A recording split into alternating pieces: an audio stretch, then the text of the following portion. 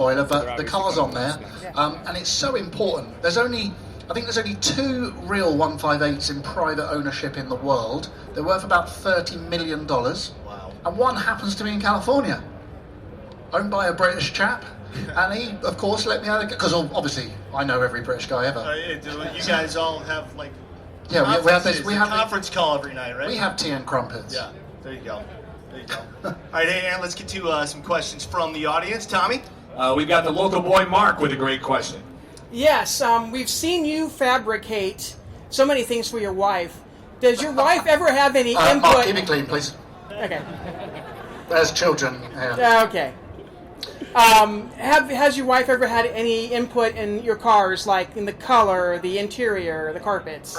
Yeah, you're probably making reference. My wife, if you don't know, my wife is a lady called Christina. She hosts a show out here called Flip or Flop, and she does her own show called Christina on the Coast. And in Christina on the Coast, we saw Christina and I buying a house, and in the house I did a lot of the fabrication in there. I built the lights, the stairs, the bed, the wine cupboard, and you know, it's kind of handy. I love working with metal. But does she help with cars? I'm going to answer this swiftly.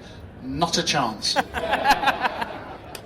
Is this going out on telly? Stick to house. We can edit that. We can edit that out. But you know what? You guys are a great yin and yang. You have obviously very well defined skill sets, and you came together. And I kind of saw the evolution of your relationship since I've known you guys. And man, when soulmates connect, they connect. Do you know what? She's my person, and you know, we don't talk about really private stuff very often. And you've just brought my mind back to SEMA. That's right. 2 years ago, and I remember I'd gone through a divorce, and obviously a lot of you know Christina did as well. And when you go through divorce, it's an incredibly challenging place to be. You're absolutely lost.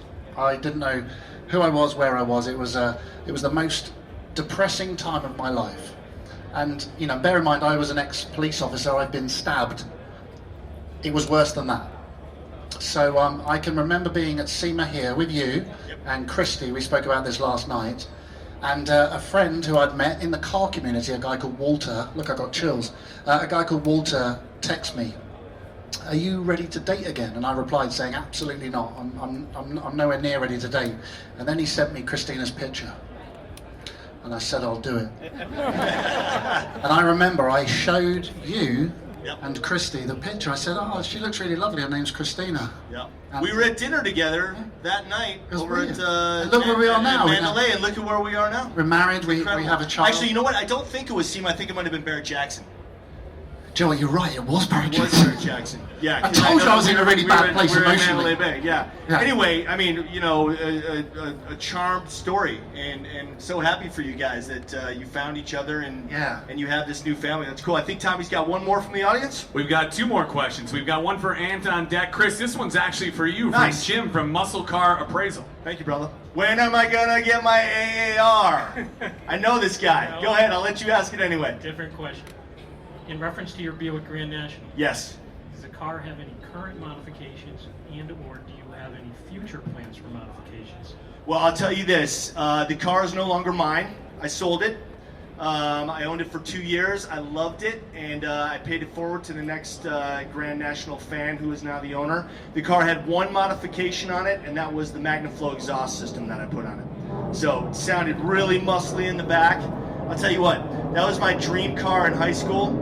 That car came out when I was a junior in high school in 1987, and I'd always wanted one of those. Bought it at Barrett Jackson 2 years ago, a little more than 2 years ago now. Really, really enjoyed it, and now it is with a different owner. But thank you for your question, and the answer to your other question is yes, one day I will get my AAR Cuda, triple black. All right, final question for Ant from Tara right here in Vegas. Do you prefer working on European cars or American? Oh, that's a really good question, but I'm kind of stuffed here because you're all Americans. Yeah. Answer very carefully. Yeah, I'll only ever be honest. Yeah, my heart's on European cars. And what's really lovely is that I live and work in California, and California seems to have become a state that actually collects European cars. So actually getting hold of European cars is quite straightforward. And unlike getting hold of a car in Europe, where it rains all the time, they don't rust here. So yeah, working on a European car from California is my best place to be. Appreciate your question, and we appreciate you being up here on the stage with us. Don't forget, check out Wheeler Dealers and Amstead Master Mechanic. Both are available on the Motortrend app. Round of applause for Ant. Thanks, Woody. Thank you, guys. Thank you. After the break, we'll have the Q&A session with the crew from All Girls Garage. Motortrend rounded out their coverage at SEMA with a Q&A session with the All Girls Garage crew, consisting of Bogi, and you'll find out who Boogie's real name is during the interview, Cristy Lee and Faye Hadley. They come together and work on certain projects. They have their own little garages that they work with as well, but they always get together and do these really great automotive projects. Between the three of them, they said they work really great together as well. Some really inspiring projects as well. So they'll be talking to Chris about a little bit about some of the projects and some of their favorite projects as well, and what they do on the set. So without further ado, here are the girls from All Girls Garage. We got All Girls Garage, Cristy, Bogi, and Faye. Come on! Yahoo! I think the coolest part about All Girls Garage is you guys obviously have so much fun making it together. Yeah, I mean, that's definitely the coolest part about All Girls Garage, right? I don't know what you're talking about. We don't have any fun. We don't ever have fun. It's all like Hollywood fun, Bogi. It's Yeah, Totally fake. fun. We don't like each other at all. Yeah, we actually don't braid each other's hair, like in between scenes or anything. We throw wine. Wait, that's different. That actually doesn't happen. That's different. Never mind. The real All Girls Garage of Beverly Hills or something like that. So like Yeah, We're we're in St. crossover Tell them episode. about that. Yeah, so you've seen it before. Yeah, it's great. So what are you guys? You guys are in the middle of a season right now. Is that right? Yes, we are. We still have new episodes that are airing, I think, like for the next couple of weeks. I don't know. And if we don't, then I guess I probably just got fired, but that's okay. My bad. We'll find out right after this panel. But of course, everyone can find your previous episodes on the Motortrend app. But of course. Yes, the best place in the entire universe to ever visit the Motortrend. We're not biased at all. Faye, you are the newest member of All Girls Garage. How has the experience been for you? Honestly, it's been crazy, but it has been so much fun. I was at first thinking it was going to be super stressful, which, I mean, there's parts of it that definitely are, but it's so nice to leave my home shop where I do all the repairs, all the service advising, all the parts ordering, all the communicating with customers, going to the shop and working with other people that are awesome, and not just other people, but other women. Not having to deal with the customers, order the parts, just go there and wrench. It's so much fun. It's like a mini vacation. That's cool. Well, I mean, it kind of is a mini vacation because you guys shoot the show down in Florida. So a few times a year, you guys all get together and travel down to Florida. And She's still in the honeymoon phase of All Girls Garage. It's really sweet. Are you differing? Give it a couple more seasons, Faye. You're differing from what Faye was saying. By the way. No. I mean, all jokes aside, we really do have a total blast when we go down there. I mean, I wouldn't say we're like tearing it up in the Tampa area, visiting the beaches in Florida and going deep sea fishing or anything crazy, but we're pretty boring actually. We go in, film, we have a great time, and then we do our sushi date night And go to sleep. Lather, rinse, repeat. So, Bogi, what's been your favorite build so far on All Girls Garage? Is there one that stands out for you? Oh my god. I'm weird. I just like fixing broken things, so they're all kind of my favorite. Like, give me something broken, let me wrench on it, I'm happy. I've got to say, like, my favorite of all time, though, is going way back when we had a triple amputee and we fixed his truck up and made it a little bit more accessible for him. That was like, that'll always be my favorite. That was super rad. That was a long time ago. That was back when Jesse was on. way back. Wow, rest in peace, Jesse Combs. Indeed. Cristy, how about you? Favorite episode? Oh, why are you gonna put us on the spot like this? I'm much better at answering. Is this a fastball that I'm throwing you? No, I'm much What's better. your favorite color? Right, I'm better at answering, like, what's your favorite ice cream? Ooh, I got that one. I mean, we've had so many awesome builds, and we've definitely had some really rewarding builds as well. Selfishly, I'm not gonna lie, we have worked on a motorcycle of mine on the show, which was super cool. I was actually on a ride through Florida when I stopped at the shop, and in real world, I had all of the things I already needed on my bike for the ride, and then we took them all off and then put them back on for the show. But it was really cool. Giving away all of our secrets. I'm not really sure this is a huge secret to anybody. Maybe it is, and I just, spoiler alert. But yeah, it was really fun to kind of roll up to the shop, and it was like, hey, we've got some bike maintenance going on, and put what we needed on my bike, and then I literally hopped on it and rolled out when we were done filming. That's awesome. And you mentioned riding your bike, which you do a lot, and that's so cool for all three of you. I mean, you guys are the real deal. Cristy, with your motorcycles, of course, and then Bogi. Was it last year here at SEMA where you had that project that had been completely built by women, or was that? We've got a vehicle here right now in the Blueprint Engines booth. You can go check it out. It was an all-female build. Awesome. So you're We did that carrying one on year that before. tradition. You got Yeah. a streak going with that now too. That's great. Absolutely. Another one next year, too. Very, very cool. Awesome. Tommy, do you have any questions from the audience? We've got two dandies. The first up is Tim from California.